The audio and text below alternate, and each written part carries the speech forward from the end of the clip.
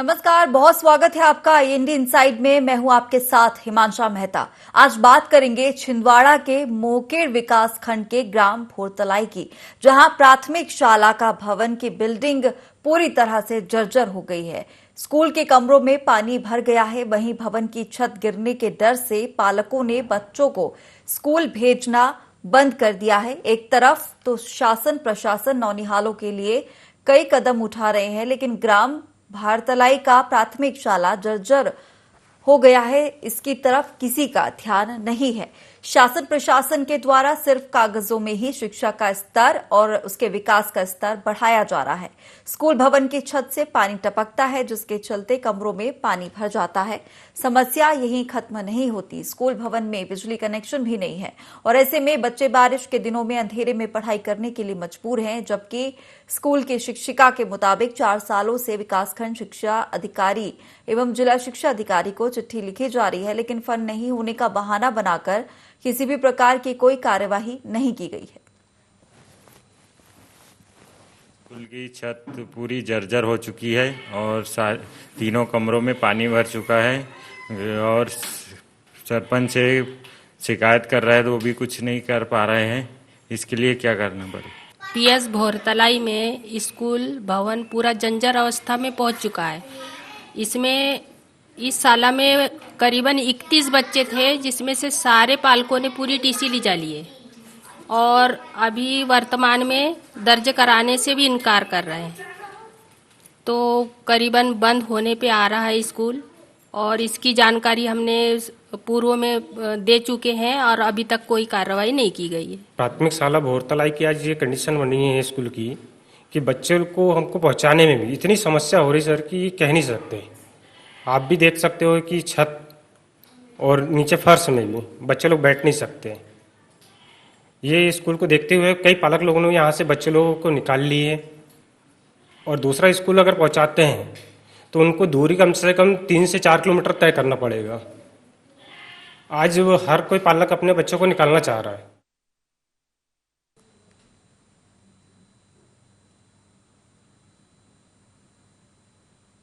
तो ये मामला छिंदवाड़ा के मोखेड़ के ग्राम भोरतलाई की प्राथमिक शाला का है। यहां पर भवन की बिल्डिंग पूरी तरह से जर्जर हो चुकी है। स्कूल के कमरों में भी पानी भर गया है। स्कूल की भवन की छत से पानी लगातार टपकता रहता है। जिस तरह से भारी बारिश का दौर लगातार जारी है और इसी के चलते भवन की हालत बेहाल है और बच्चे पढ़ें तो आखिर किस तरह पढ़े। पूरा मामला क्या है, इसके लिए हमारे सहयोगी चेतन चौधरी हमारे साथ जुड़ गए हैं। चेतन, क्या पूरा मामला है?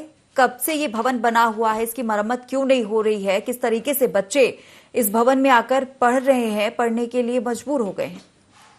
जी हिमांशा जी, मैं बता दूं, मोखेड़ विकासखंड के ग्राम भोरतलाई का प्राथमिक शाला भवन की स्थिति आज यह हो चुकी है कि बच्चे बैठ नहीं सकते। कमरों में बुरी तरह पानी भर जाता है, जिसके चलते पालक अपने बच्चों को घर लेके जाते हैं और स्कूल में किसी प्रकार की कोई पढ़ाई नहीं हो सकती।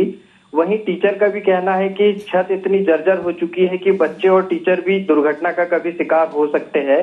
वहीं टीचर ने बताया कि हमारे द्वारा निरंतर 3 से 4 वर्षों से विकासखंड शिक्षा अधिकारी और जिला शिक्षा अधिकारी को चिट्ठी लिखकर जानकारी दी गई, परंतु उनके द्वारा किसी प्रकार की कोई कार्रवाई नहीं की गई, न ही मरम्मत कार्य कराया गया, जिसके चलते आज स्लैब पूरी तरह जर्जर हो चुकी है। जी, जब आप भवन के अंदर गए, आपने क्या कुछ नजारा वहां का देखा? क्योंकि भारी बारिश भी लगातार जारी है और इसी के चलते जिस तरीके से जो तस्वीरें हम देख पा रहे हैं, यहाँ पर छत से पानी टपकता है और ऐसे हालात में बच्चे किस तरह से पढ़ पाते होंगे?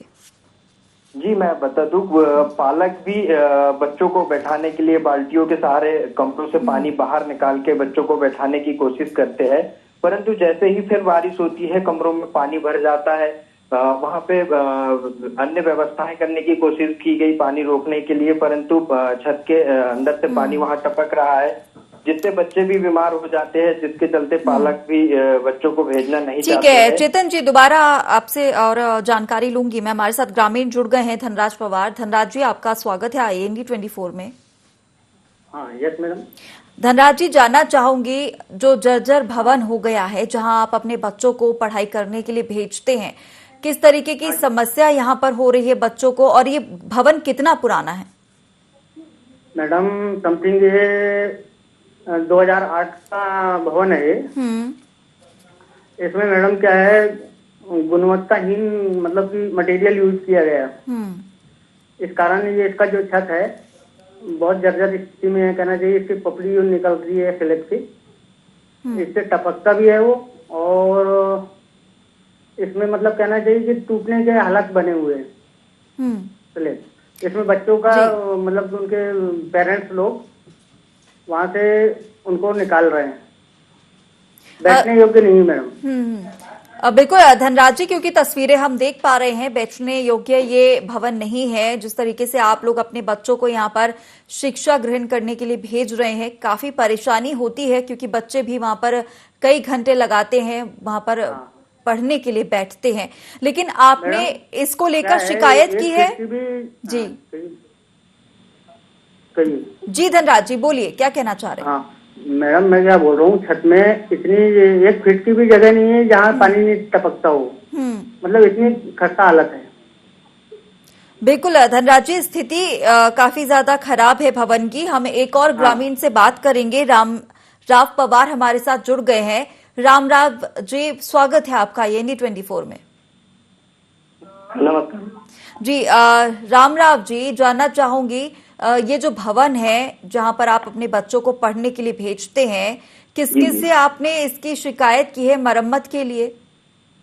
मैडम, हमने यहाँ से लिख के भी दे दिया, DRC को कुछ सर को दिए हैं यहाँ से, और हमने आने वाले विगत वर्षों में भी कंप्लेंट किए थे। और वो छत में से इतना छेद हो गया है, एकदम पानी टपक रहा है कि बच्चे लोग पढ़ नहीं पा रहे हैं। बच्चों उनके माता पिता यहाँ से TC लेके दूसरे स्कूल में ट्रांसफर कर रहा है। ऐसी स्थिति में हमारा स्कूल बंद होने के कगार में है। हम चाह रहे हैं कि हमारा स्कूल बंद ना हो। इस कारण हम शासन से हम अनुरोध करते हैं कि हमारे स्कूल की मरम्मत करवाए और हमारे बच्चे गांव में ही पढ़े।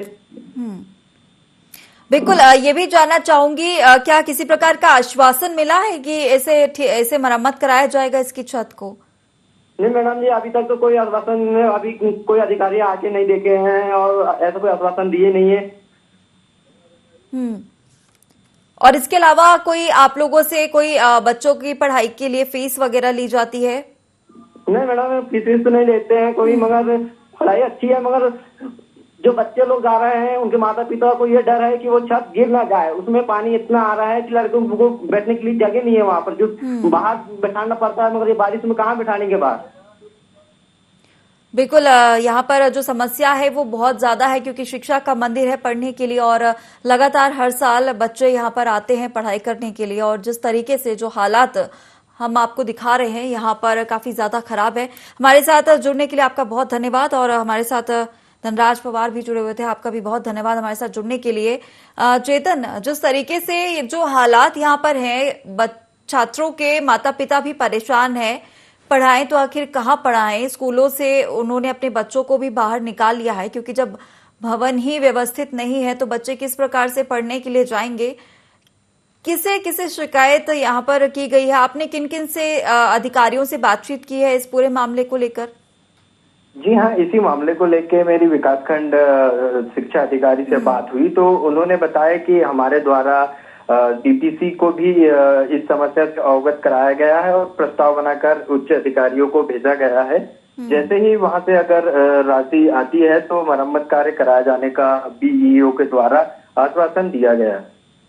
और ये जानकारी आपको कब मिली है? राशि अभी तक नहीं पहुंची है, 4 साल हो गए हैं, लगातार शिकायतें यहाँ पर शिक्षक भी कर रहे हैं, उसके बाद भी कोई समाधान नहीं हो सका है। IND 24 की टीम जब मौके पे ग्राम भोरतलाई पहुंची तो वहां से ही अधिकारियों से संपर्क करने की कोशिश की गई। सभी अधिकारियों से संपर्क हुआ तो अधिकारियों का कहना है कि हमने यहाँ से प्रस्ताव बनाकर उच्च अधिकारियों को प्रेषित कर दिया गया है। जैसे ही उच्च अधिकारियों के द्वारा हमें राशि आवंटित की जाती है तो मरम्मत कार्य किया जाएगा, ऐसा BEO के द्वारा आश्वासन दिया गया है। बिल्कुल, लेकिन उम्मीद लगती है, क्योंकि आपने जैसा बताया 2008 से ये भवन बना है, जो जानकारी हमें मिली है, और उसके साथ ही जो 4 सालों से तो शिक्षक ही पत्र लिख रहे हैं कि मरम्मत कराई जाए छत की, और अभी तक कोई निराकरण नहीं हुआ है। आपने जो जानकारी अधिकारियों से ली है, उनका कहना है कि राशि जब आवंटित होगी तब ये जो मरम्मत का कार्य है वो किया जाएगा। उम्मीद तो यहाँ पर ऐसी दिख रही है कि कुछ साल और लग सकते हैं। अगर ग्रामीण क्रोशित नहीं हुए तो ये भवन का निर्माण जो हुआ है, जो मरम्मत होनी है बिल्डिंग की, वो भी नहीं हो पाएगी। जी बिल्कुल। और शासन प्रशासन के द्वारा भी शिक्षा के स्तर बढ़ाने को लेकर बड़े बड़े दावे किए जाते हैं और योजनाएं भी बिल्कुल। चलाई जाती चेतन है। जी, आपसे और भी जानकारी लूंगी। हमारे साथ शिक्षिका जुड़ गई हैं उमा घोर से। उमा जी, स्वागत है IND 24 में आपका। उमा जी, ये जो मामला है बेहद गंभीर है, क्योंकि आप भी उस भवन में छात्रों को पढ़ाते हैं, छोटे बच्चे हैं, वहां पर बैठते हैं भवन में, कक्षाओं में, और जो हालात हैं वो काफी ज्यादा भयावह है। किस तरीके से पढ़ा पाती हैं जब पानी भी टपक रहा होता है और एक डर भी है कि छत कभी भी गिर सकती है? नहीं मैम, छत तो नहीं गिरती, लेकिन वो जो पानी टपकता है उससे प्रॉब्लम होती है। अध्यापन कार्य करवाने में भी, बच्चों को बिठाने में, व्यवस्था इधर उधर, तो पूरा पानी भरा रहता है, उससे परेशानी होती है। क्योंकि जो तस्वीरों में जो छत से जो टुकड़े हैं वो निकले हुए देख रहे हैं। और हाँ मैम, वो टपकते हैं, कभी भी किसी के सर पे भी गिर सकते हैं। और एक बार दो बार हम बच भी गए, कुर्सियां टूट गई उससे गिरने से। बिल्कुल, तो कहीं ना कहीं यही डर सताता है, क्योंकि बारिश का मौसम है, लंबा समय जो है बारिश चलेगी। और शिकायत आपने किस किस को की है मामले को लेकर?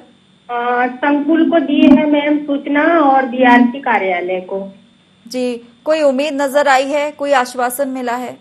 नहीं मैम, उनने बोले हैं कि अभी पन्नी डालो और या फिर किसी कोई भवन में लगाओ स्कूल। तो मैम भवन भी ऐसा कुछ नहीं है वहाँ, और कोई व्यवस्था नहीं हो पा रही है अभी।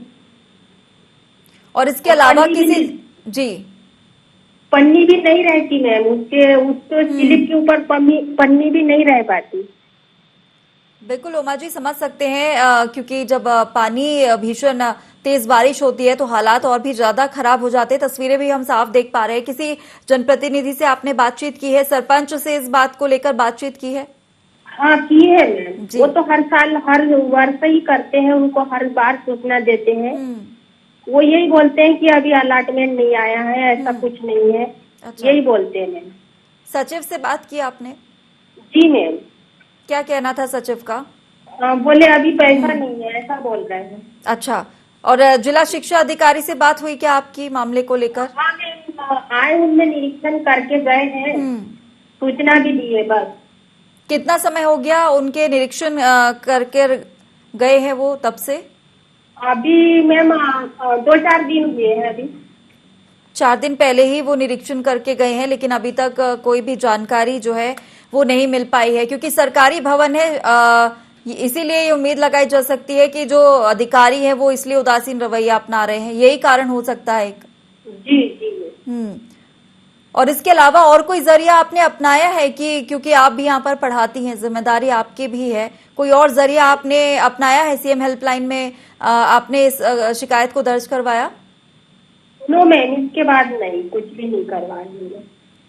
चलिए उमा जी, हमारे साथ जुड़ने के लिए आपका बहुत शुक्रिया। चेतन, जिस तरीके से यहाँ पर जो कोशिश है लगातार शिक्षिका कर रही हैं, उन्होंने अधिकारियों से भी बातचीत की, सरपंच सचिव से भी बातचीत की है, जो एक इस तरीके का जो एक आश्वासन होता है कि कार्य हो ही जाएगा, ऐसा यहाँ पर मिलता हुआ नजर नहीं आ रहा है, जैसा कि उन्होंने बताया है। जी, लगातार शिक्षिका के द्वारा अधिकारियों से संपर्क कर भवन की मरम्मत कार्य कराए जाने की मांग की गई, परंतु न ही अधिकारी इस ओर ध्यान दिए, न ही जनप्रतिनिधियों ने ध्यान दिए, जिसके चलते आज इस तरह की परिस्थितियां सामने आई हैं और बच्चों के साथ दुर्घटना होने का भी डर बना हुआ है ऐसी जर्जर स्लैब के नीचे बैठने से।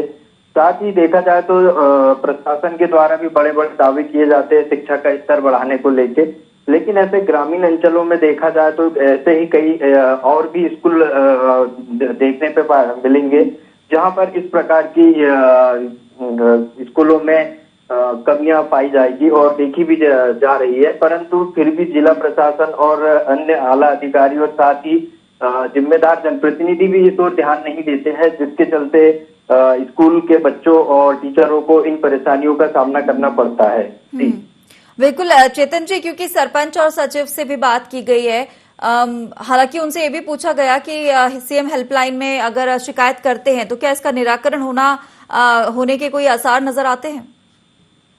जी बिल्कुल, कहीं ना कहीं अगर सीएम हेल्पलाइन पे भी अगर कंप्लेंट की जाती है तो उससे भी अधिकारियों के संज्ञान में मामला जाता है। परंतु एक तरफ शिक्षिका का कहना है कि पत्र लिखा गया तो उतना ही पत्र का भी महत्वता होती है, तो पत्र पर भी कार्रवाई होनी चाहिए थी। ऐसा नहीं कि सीएम हेल्पलाइन पे ही आप कंप्लेंट करो तभी कार्रवाई होगी। नहीं, बिल्कुल पत्र पर भी कार्रवाई होनी चाहिए, लेकिन अगर कार्रवाई नहीं हो रही है तो कोई और भी जरिए हो सकते हैं कि यहाँ पर इस पत्र के जरिए कार्रवाई नहीं हुई है। हो सकता है शायद हेल्पलाइन में अगर शिकायत की जाए तो वहां से ही कुछ निराकरण हो सके, क्योंकि सरकारी स्कूल है, सरकारी भवन है, और इसी के चलते लापरवाही जो है वो भी बरती जाती है अधिकारियों के द्वारा। चलिए चेतन, आपसे बाद में और भी चर्चा करूंगी। हमारे साथ सीईओ डॉक्टर हरेंद्र नारायण जुड़ गए हैं।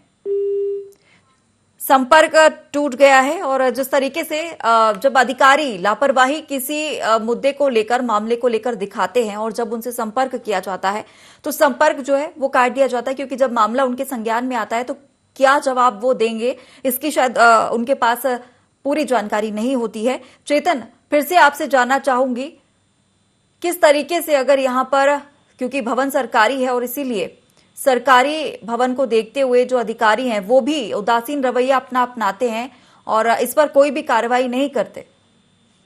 जी बिल्कुल, समय रहते अगर निरीक्षण के दौरान अधिकारी अपने उच्च अधिकारियों को इस मामले को संज्ञान में देते तो कहीं ना कहीं किसी प्रकार की कोई बड़ी कार्रवाई हो जाती है और आज मरम्मत कार्य पूर्ण रूप से हो जाता, क्योंकि पूरी जिम्मेदारी विकासखंड अधिकारियों की और संबंधित जन शिक्षक की होती है कि वो अपने स्कूलों के फीडबैक समय समय पर उच्च अधिकारियों को देते हैं। तो उनका यहाँ एक कर्तव्य होता है कि साथ में वो इन चीजों को भी उच्च अधिकारियों से अवगत कराते समय समय पर, तो शायद अब तक के मरम्मत कार्य पूर्ण हो जाता। वहीं साथ ही ग्रामीणों ने ये भी बताया कि 181 पे उनके द्वारा 2 सालों से कंप्लेंट की गई, परंतु वहां से भी किसी प्रकार का कोई निराकरण उन्हें प्राप्त नहीं हुआ है। बिल्कुल चेतन, एक लंबा समय हो जाता है, 2 साल की आप बात कर रहे हैं, और उसके पहले भी लगातार जब बारिश का मौसम आता है शिकायतें की जाती है, क्योंकि गर्मी और ठंड के मौसम में तो व्यवस्थाओं को देख लिया जाता है, लेकिन बारिश के मौसम में परेशानी बढ़ जाती है जब पानी छत से टपकने लगता है। तो क्या किया जा सकता है, क्योंकि जनप्रतिनिधि भी उदासीन रवैया अपना रहे हैं। यहाँ पर जो सरकार है लगातार बच्चों की शिक्षा के लिए अलग अलग योजनाएं चला रही है, प्रयास कर रही है बच्चों को शिक्षा मिले, नौनिहालों में जिस तरीके से बच्चे रह रहे हैं वो अच्छे से खेल कूद पाए, और कई योजनाएं, तमाम योजनाएं चला रही है। लेकिन अधिकारियों के रवैये कब सुधरेंगे, ये सबसे बड़ा सवाल है, क्योंकि हर दिन इस तरीके की खबरें जो हैं वो हम IND 24 में दिखाते हैं, ताकि जो अधिकारी हैं वो कहीं ना कहीं नींद से जागे और जो जरूरत है जनता की वो देखें। जी बिल्कुल, अधिकारियों की ये घोर लापरवाही के चलते इस प्रकार की घटनाएं और इस प्रकार की चीजें सामने आती है। वहीं अधिकारी यहाँ आदिवासी अंचल होने के साथ साथ यहाँ विकासखंड मुख्यालय से बहुत करीबी दूरी है, फिर भी अधिकारियों का इस ओर ध्यान नहीं जाना यहाँ एक बड़ी बात है। और वहीं चुनाव आते हैं तो जनप्रतिनिधियों के द्वारा भी बड़े बड़े दावे किए जाते हैं विकास को लेकर, शिक्षा को लेकर, और इन्हीं के सारे चुनाव लड़ते हैं, परंतु जनता के साथ जाकर और इन प्रकार की चीजों को ध्यान न देना, यह एक बहुत बड़ी विडंबना सामने आ रही है। क्योंकि चुनावों में बड़े बड़े दावे किए जाते हैं जनप्रतिनिधियों के द्वारा, और जब चुनाव हो जाता है उसके बाद किसी प्रकार का कोई ध्यान नहीं दिया जाता।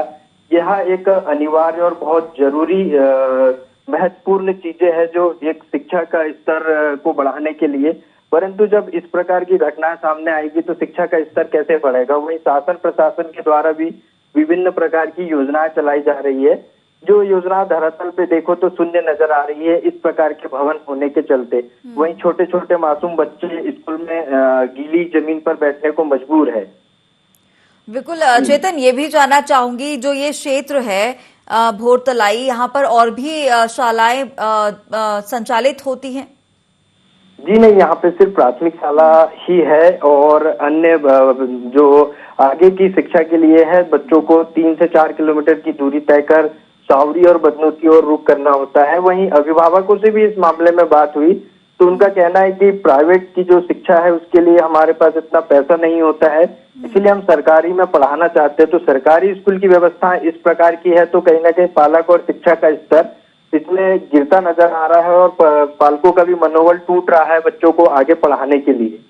बिल्कुल, कहीं ना कहीं एक समय ये भी था कि जब लोग निजी स्कूलों में ही अपने बच्चों को पढ़ाने की कवायद ज्यादा करते थे, लेकिन यहाँ पर सरकार जो है वो पूरे प्रयास कर रही है कि सरकारी स्कूलों में भी जो लोग हैं वो अपने बच्चों को पढ़ाएं। लेकिन जब इस तरीके के हालात पैदा हो जाते, वाकई में जो लोग सक्षम नहीं हैं निजी स्कूलों में अपने बच्चों को पढ़ाने के लिए, वहां पर वो सरकारी स्कूलों में भेजते हैं, तो वहां के हालात कुछ ऐसे होते हैं कि उन्हें देखकर एक मन में डर ऐसा पैदा होता है कि बच्चों को भेजेंगे तो उनका भविष्य क्या ही बन पाएगा।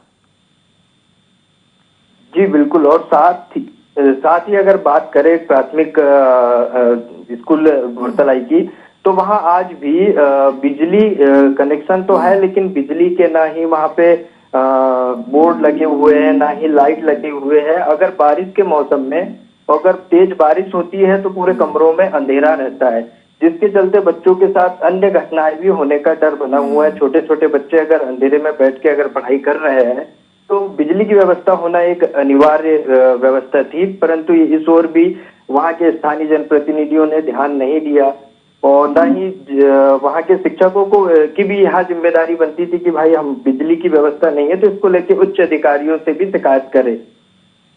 बिल्कुल, चेतन भवन में पंखा लगा हुआ नजर तो नहीं आ रहा है, क्या वहां पर लाइटों के लिए कोई व्यवस्था की गई है? जी, बिजली विभाग से इस मामले की बात हुई तो कनेक्शन होने का हवाला दिया गया, परंतु वहां पे बिजली का कनेक्शन चालू नहीं है, न ही वहां लाइट की व्यवस्था है। और जबकि एक और अगर देखा जाए तो बाकी कई ऐसे भी स्कूल है, सरकारी स्कूल है जहाँ पे संपूर्ण व्यवस्था है, और दूसरी ओर देखा जाए तो ये विपरीत परिस्थिति है जहाँ लाइट और न बैठने की व्यवस्था है, न ही स्कूलों में दरी है ठीक तरह से बैठने के लिए बच्चों को। तो ये ग्रामीण अंचलों का यहाँ बुरा हाल है। बहुत ही भयावह तस्वीरें हैं जिस तरीके से तस्वीर आप सामने लाए हैं, और IND 24 इस मामले को प्रमुखता से उठा रहा है और हर दिन इस तरह के मुद्दे उठाता है। कई ऐसे मामले भी लेकर आए थे हम, जब स्कूलों में शिक्षक नहीं है तो कहीं इसी तरह के जो हालात हैं वो जर्जर हो गए हैं। चलिए, आपसे दोबारा चर्चा करूंगी। हमारे साथ दिनेश उइके विधायक, नीलेश उइके हमारे साथ विधायक जुड़ गए हैं। बहुत स्वागत है आपका IND 24 में नीलेश जी।